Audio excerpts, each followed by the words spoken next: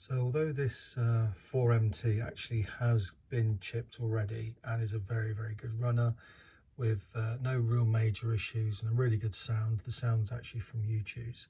One thing I have found is that, especially on these and funny enough on all of the 4MTs, and I think the 3MT as well, funny enough, but what they're doing, there's a couple of areas where they're dying, and that's purely because I never put Stay Alive onto them. So although I'm not going to actually show in this video me inserting the chip, what I'll do is I'll show you where it all went, and obviously I'll put a Stay Alive into this loco. So for this particular loco, there are actually 5 screws which hold it down. There is one here, as you can see. You've got one just there and one just there. And then there's a couple of tricky ones, and it's tricky to hold the camera as well at the same time. But I think you can just see the screw head in there. So let's see where that is. There we are. So you've got a screw in there and one over on that side. So as I say, the 5 screws holding this one down. The other thing, and obviously to be concerned about, is obviously all the pipe work. Now this is actually quite an old loco. This is one of my old dad's stock. So there was quite a bit of damage to it already, but there are a lot of pipes, including the speed sensor here, which you need to be very careful of. And again, on this side, you've got a lot of pipes on that side. So be really careful when you're taking it apart. But yeah, let's have a go and try and get this to Stay Alive in now. So with the body off, as you can see, this is what I did a while ago. The chip here itself is hardwired into the motor and the track feeds. You can also see the 2 wires there going down to the Stay Alive, and the speaker is positioned underneath the chimneys just there. So space for such a large loco is actually quite limited. So I'm now going to see where, if anywhere, I can actually get the Stay Alive that I'm going to use for this particular job to fit. So as you can see, the Stay Alive is now in situ.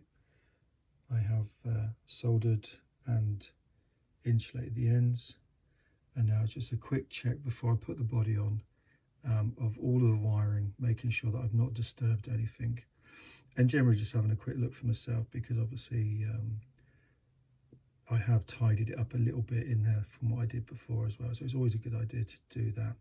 The other thing as well, especially on this loco and also the 3MT, this exposed worm gear caused me no end of problems, because as you can see, there's the orange cable and the blue cable underneath there as well that goes to the firebox glow. Maybe just got a little bit too close to that worm gear, so after a while it actually started working its way through, created a short, and unfortunately blew up the decoder. So always be really, really careful of any moving parts within the loco, especially the worm gear like that, which is exposed. And yeah, don't obviously make the same mistake that I did. Okay, so let's give it a bit of a check now. As you can see, just need to tidy up that area there, and then we'll put it back together. Okay, so just checked it out, put it on there, just give it a run before the body goes back on, and hopefully, there you go. As you can see, that Stay Alive is definitely giving us plenty of power, and hopefully we won't have those stalling issues that we've had before. Okay, now put the body back on.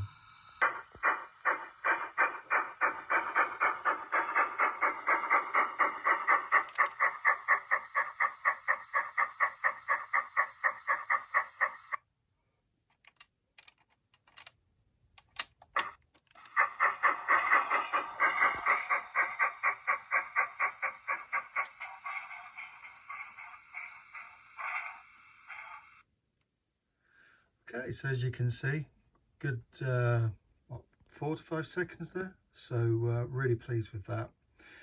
To be honest with you, when I actually put the chips into these larger locos, I wasn't expecting any trouble with them.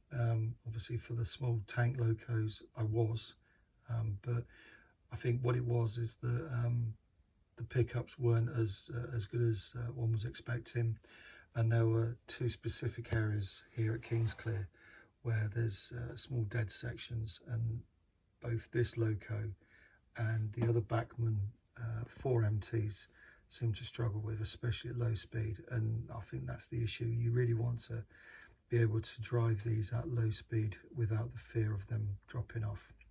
So lesson learned for me, obviously get stay alives in when I'm fitting the chips. In regards of the chip for this particular loco, it's an MS Zimo MS chip with the You Choose sound file on it. Now the actual stay alive is the Kung Fu stay alive, which is, as you can see there, 87007, and I purchased those from Digitrains, and there are obviously other manufacturers of stay alives, and obviously I've got quite a few on this layout anyway, but I've found that these ones are really quite good for the size, and literally they're all self-contained, so you've just got the two wires coming out, and you don't have to do a great deal to it. So anyway, hopefully that's been helpful to you. As I say, I've got the other locos now to go and retrofit, and as I say, click and subscribe if you haven't already done so, or click like and subscribe if you haven't already done so. Obviously all comments are really welcomed, and I try to get back to everybody pretty quick, and yeah, hopefully that's been helpful for you all. All right, hope you're all well, and I'll speak to you soon.